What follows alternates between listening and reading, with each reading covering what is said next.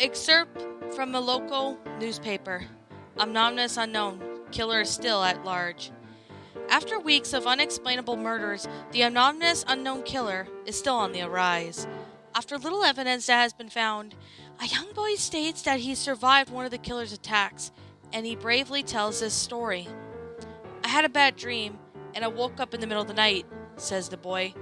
"I saw that for some reason the window was open, even though I remembered being closed right before I went to sleep. That's when I had a strange feeling, like someone was watching me. I looked up and nearly jumped out of my bed. There, in the little ray of light illuminated from behind the curtains, were two pairs of white eyes. These weren't regular eyes, they were dark, obnoxious eyes. They were bordered by in black and just plain out terrified me. That's when I saw his mouth, a long horrendous smile that made my every hair in my body stand up. The figure stood there watching me. Finally, after what seemed like forever, he said it, a simple phrase, but said it in a way that only a madman could speak. He said, 'Go to sleep.' I let out a scream, and that's what sent him after me. He pulled up a knife, aiming at my heart. He jumped on top of my bed, and I fought him back. I kicked, I punched, I rolled around. I tried to knock him off me. That's when my dad busted in. The man threw the knife.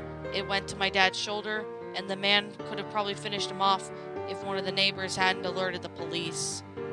They drove to the parking lot and ran towards the door. The man turned down the hallway. I heard a smash like glass breaking as I came out of my room. I saw that the window was pointing back towards the house was broken. I looked out of it to see him vanish in the distance. I could tell you one thing. I will never forget that face, those cold, evil eyes, and that psychotic smile. They will never leave my head. Police are still on the look for this man. If you see anyone that fits the description of this story, please contact your local police department." Jeff and his family had just moved into a new neighborhood. His dad had gotten a promotion at work, and they thought it would be best to live in one of those fancy neighborhoods. Jeff and his brother Lou didn't complain though. A new, better house that was not to love. As they were getting unpacked, one of their neighbors came by. "Hello," she said. "I'm Barbara. I live across the street from you. Well, I just wanted to introduce myself and introduce my son." She turns around and calls her son over. "Billy, these are our new neighbors."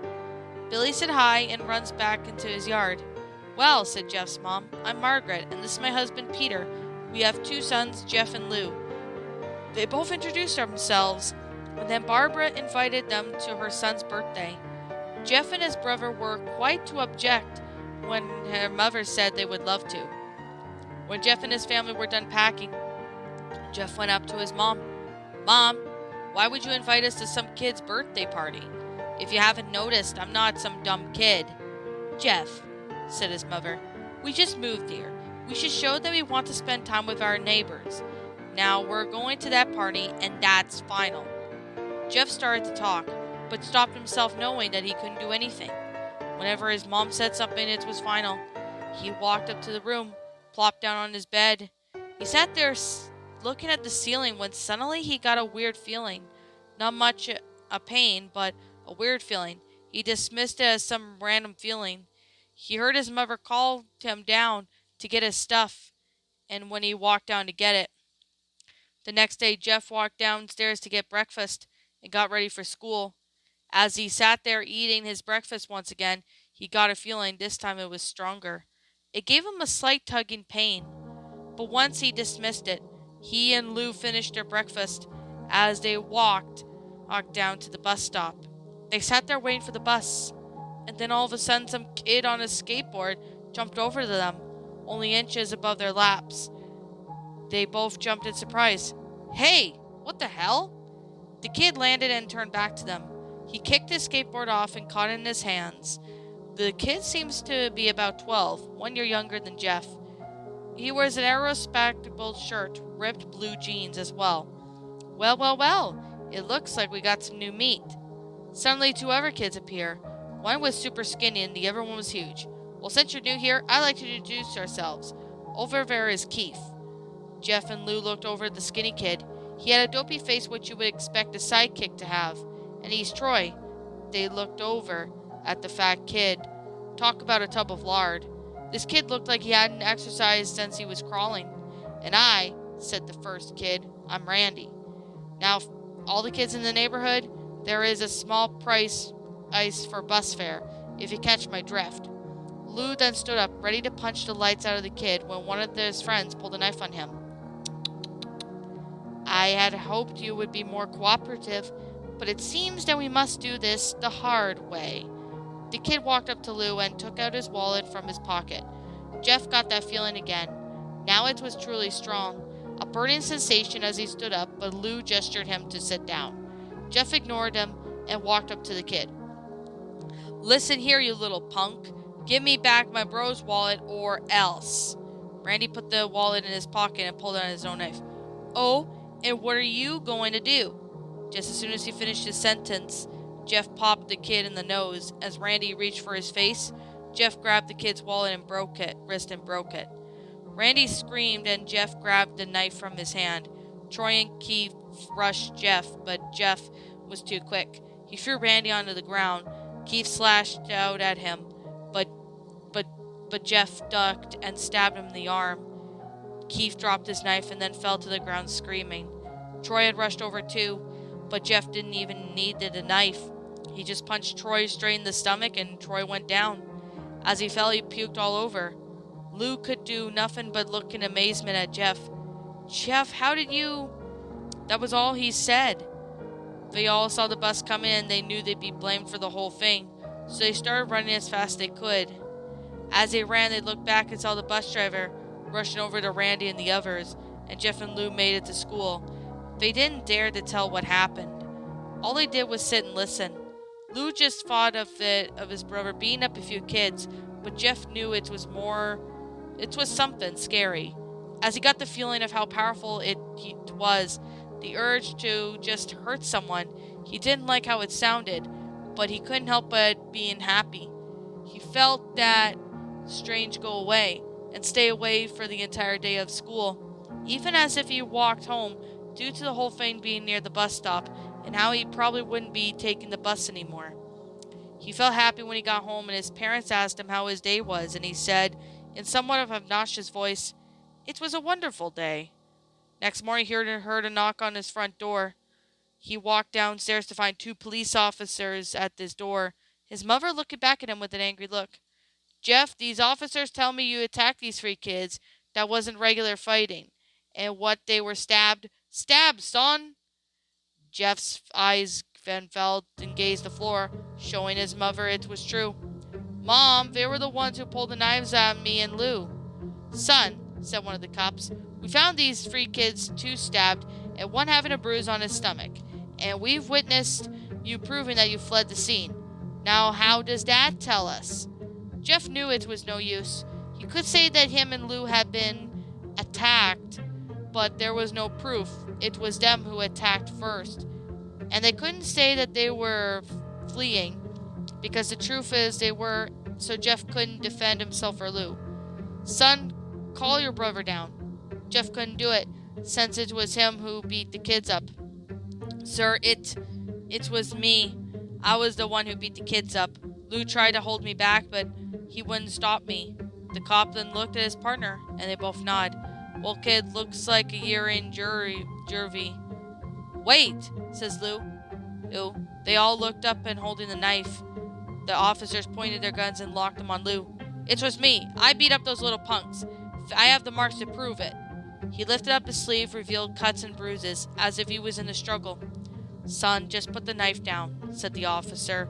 Lou held up the knife and dropped it on the ground. He then put his hands up and walked over to the cops. No, Lou, it was me. I did it. Jeff had tears running down his face. Poor bro. Trying to take the blame on me for what he did? Well, take me away. The police led Lou out to the patrol car. Lou, tell them it was me. Tell them. I was the one who beat up the kids. Jeff's mother then put his hands on his shoulders. Jeff, please, you don't have to lie. We all know it's Lou, and you can stop. Jeff watched helplessly as the cop car sped off with Lou inside. A few minutes later, after Jeff's dad pulled into the driveway, seeing Jeff's face, knowing that something was wrong. Son, what is it? Jeff couldn't answer. His vocal cords were strained from crying. Instead, Jeff's mother walked his father inside to break the bad news to him, as Jeff wept in the driveway. After about an hour or so, Jeff walked back in the house, seeing that his parents were both shocked, sad, and disappointed. He couldn't look at them. He couldn't see how they thought of when Lou said it was his fault. He just wanted to sleep, trying to get the whole thing out of his mind. 2 days went by and there's still no word from Lou at JDC. No friends to hang out with, nothing but sadness and guilt. That is until Saturday when Jeff was awoken by his mother with a happy, sunny face. Jeff, it's the day, she said. She opened up the curtains and let the light flood into his room. What's today? Asked Jeff as he stirs awake. Why is Billy's party? He was now fully awake. Mom, you're joking, right? You don't expect me to go to some kid's party after... There was a long pause. Jeff, we both know what happened. I think the party could be the thing that brightens you up in the past days. Now get dressed. Jeff's mother walked out of the room and goods downstairs to get ready herself. He fought himself to get up. He picked out a random shirt and a pair of jeans and walked downstairs. He saw his mother and father all dressed up. His mother was in a dress and his father was in a suit, so he thought, why would they wear such fancy clothes to a kid's party? Son, is that all you're going to wear? Asked Jeff's mom. Better than wearing too much, he said. His mother pushed him down the feeling to yell at him and hid it with a smile. Now, Jeff, we may be overdressed, but this is how you go if you want to make an impression, says father. Jeff grunted and went back up to his room. I don't have any fancy clothes, he yelled downstairs. Just pick out something, called his mother. He looked around in his closet for what he could call fancy. He found a pair of black dress pants that he had for special occasions and an undershirt. He couldn't find a shirt to go with it, though. He looked around and only found a stripped patterned shirts, none of which would go with his dress pants. He finally found a white hoodie and put it on. You're wearing that? They both said. His mother looked at her watch. Oh no, time to change. Hey, no time to change. Let's just go, she then said as she herded Jeff and his father out the door. They crossed the street over to Barbara and Billy's house. They knocked on the door and appeared that Barbara, just like the parents, way overdressed. As they walked all inside, Jeff could see they were adults, no kids. The kids are out in the yard, Jeff. How about you go and meet some of them, said Barbara. Jeff then walked outside to a yard full of kids. They were running around in weird cowboy costumes, shooting each other with plastic guns. He might as well be standing in the Toys R Us. Suddenly a kid walked up to him and handed him a toy gun and a hat. Hey, wanna play? He said. Ah, no kid, I'm way too old for this stuff. The kid looked at him with weird puppy dog eyes. Please, the kid said. Fine, Jeff said as he put on the hat and started to pretend to shoot at the kids. At first he thought it was totally ridiculous, but then he started to have actual fun. It may have not been super cool, but it was the first time he had done something to take his mind off of Lou. So he played with the kids for a while until he heard a noise, a weird rolling noise, and then it hit him. Randy, Troy, and Keith all jumped over the fences on their skateboards. Jeff then dropped the fake gun, ripped off the hat, and Randy looked at Jeff with a burning hatred. Hello, Jeff. Is it? He asked. We have some unfinished business. Jeff saw his bruised nose. I think even when I beat the crap out of you, and you get my brother sent to JDC. Randy got an angry look on his face. Oh no, I don't even go even for that winning. You may have kicked our asses, Dad, one day, but not today, he said as Randy rushed at Jeff. They both fell to the ground, and Randy punched Jeff in the nose, and Jeff grabbed him by the ears and headbutted him. Jeff pushed Randy off of him, and both rose to their feet. The kids were screaming and the parents were running out of the house. Troy and Keith pulled out their guns out of their pockets. No one interrupts or guts will fly, they said. Randy pulled the knife on Jeff and stabbed it into his shoulder. Jeff screamed and fell to his knees, while Randy started kicking him in the face. After 3 kicks, Jeff grabs his foot and twists it, causing Randy to fall to the ground. Jeff stood up and walked towards the back door where Troy grabbed him. Need some help? He picks up Jeff and back up by the collar and throws him through the patio door. As Jeff tries to stand up, he gets kicked down to the ground. Randy repeatedly starts kicking Jeff until he starts to cough up blood. Come on, Jeff, fight me. He picks up Jeff and throws him onto the ground. Randy sees a bottle of vodka on the counter and smashes the glass over Jeff's head. Fight! He throws Jeff back into the living room. Come on, Jeff, look at me. Jeff glances up riddled with blood. I was the one who got your brother sent to JDCE, and you're just going to sit there and let him rot there for a whole year? You should be ashamed. Jeff then starts to get up. Oh, finally you stand and fight. Jeff was now on his feet, blood and vodka on his face. Once again he gets that strange feeling, the one that he hasn't felt in a while. Finally he's up, says Randy as he runs at Jeff. That's when it happens. Something inside Jeff snaps. His psyche was destroyed. All rational thinking was gone, and all he could do was kill. He grabs Randy and piles him, drives him to the ground. He gets on top of him and punches him straight in the heart. The punch causes Randy's heart to stop. As Randy gasps for breath, Jeff hammers down on him, punch after punch. Blood gushes from Randy's body until he takes one final breath and dies. Everyone was looking at Jeff now. The parents, the crying kids, even Troy and Keith. Although they easily break their gaze and point their guns at Jeff, Jeff sees the trained guns on him and runs for the stairs. He runs to Troy and Keith to let the fire out on him, each shot missing. Jeff runs up to the stairs and he hears Troy and Keith following up behind. As they let out their final rounds of bullets, Jeff ducks into the bathroom. He grabs a towel rack and rips it off the wall. Troy and Keith race in, knives ready. Troy swings the knife at Jeff, who backs away and bangs the towel rack into Troy's face. Troy goes down hard, and all he was left of is Keith. Is more agile than Troy, though. When he ducks, when Jeff swings the towel rack, he dropped the knife and grabbed Jeff by the neck. He pushes him onto the wall. A thing of bleach falls down on top of him on the shelf. It burnt the both of them, and they started to scream. Jeff wiped his eyes as best he could. He pulled back the towel rack and swung it right into Keith's head. As he lay there bleeding to death, he let out an obnoxious smile. "What's so funny?" asked Jeff. Keith pulled out a lighter and switched on. "What's funny," he said, "is that you're covered in bleach and alcohol." Jeff's eyes widened as Keith threw the lighter at him. As soon as the flame made contact with him, the flames ignited and the alcohol and vodka.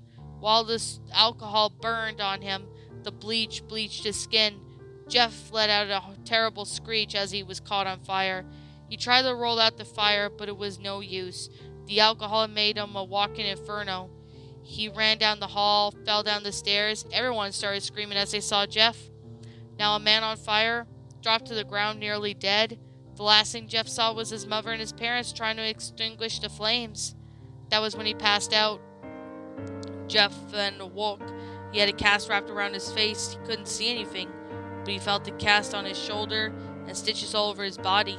He tried to stand up, but he realized that there was some tube in his arm, and when he tried to get up, it fell out, and a nurse rushed in. "I don't think you can get out of bed just yet," she said. She put him back on the bed and reinserted the tube. Jeff just sat there with no vision, no idea of what his surroundings were. Finally, after hours, he heard his mother. "Honey, are you okay?" she asked. Jeff couldn't answer this, though. His face was covered, and he was unable to speak. "Oh, honey, I have great news. After all the witnesses told the police that Randy confessed of trying to attack you, they decided to let Lou go." This made Jeff almost bolt up, stopping halfway, remembering the tube coming out of his arm. "He'll be here tomorrow, and then you two will be together again."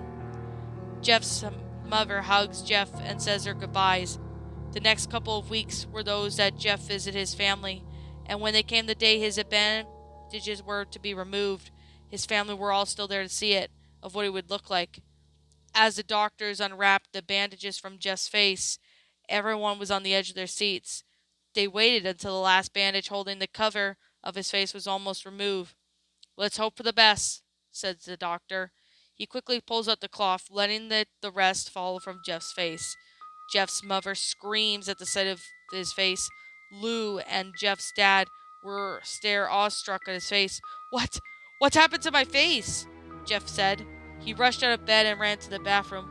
He looked at the mirror and saw that cause of the distress, his face. It was horrible. His lips were burnt to a deep shade of red, and his face was now into a pure white color. His hair was singed from brown to black. He slowly put his hand to his face.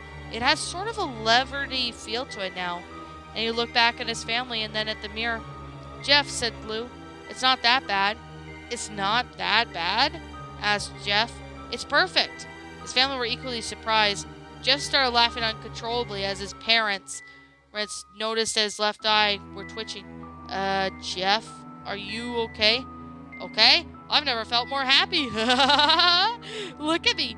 This face goes perfectly with me. He couldn't stop laughing. He then stroked his face, feeling it. Looking at it in the mirror. What caused this? Well, you may recall when Jeff was fighting Randy with some sort of in his mind. His sanity snapped. Now he was left with a crazy killing machine, that is. His parents didn't know. Doctor, said Jeff's mom, is my son all right? You know, in the head? Oh yes, this behavior is typical of patients when they have taken very large amount of painkillers. If his behavior doesn't change in a few weeks, bring him back here and we'll give him a psychological test. Oh, thank you, doctor. Jeff's mother went over to Jeff. Jeff, sweetie, it's time to come home. Jeff looks at his mirror. His face still formed a crazy smile. Okay, mommy. His mother took him by the shoulder and took him to get his clothes. This is what I came in, said the lady at the desk. Jeff's mom looked down to see the black dress pants and white hoodies her son wore. They were now clean of blood and stitched together. Jeff's mother led him to his room and let him put his clothes on. When they left, not knowing that it was their final day of life. Later that night, Jeff's mother awoke to a sound coming from the bathroom. It sounded as if someone was crying. She slowly walked over to see what it was. When she looked into the bathroom, she saw a horrendous sight. Jeff had taken the knife and carved a smile to his cheeks. Jeff, what are you doing? Asked his mother. Jeff looked over to his mother. I couldn't keep smiling, Mommy. It hurts after a while, but now I could smile forever. Jeff's mother noticed his eyes raged in black. Jeff, your eyes! His eyes were seemingly never closing. I couldn't see my face. I've got so tired and my eyes started to close. I burnt out the eyelids so I could forever see myself. My new face. Jeff's mother slowly started to back away, seeing that her son was going insane. What's wrong, Mommy? Aren't I beautiful? Yes, son, she said. Yes, you are. Let me go get Daddy so he could see your face. She then ran to the bedroom and shook Jeff's dad from his sleep. Honey, get the gun, She stopped when she saw Jeff in the doorway, holding a knife. Mommy, you lied. That was the last thing they heard as Jeff rushes them with a knife, gunning both of them. His brother Lou woke up, startled by some noise. He didn't hear anything else, so he just shut his eyes and tried going back to sleep. As he was at the border of slumber, he just got the strangest feeling that someone was watching him. He looked up before. Jeff's hand covered his mouth. He slowly raised the knife, ready to plunge it into Lou. Lou thrashed there and tried to get the escape from Jeff's grip. Shh, Jeff said. Just go to sleep.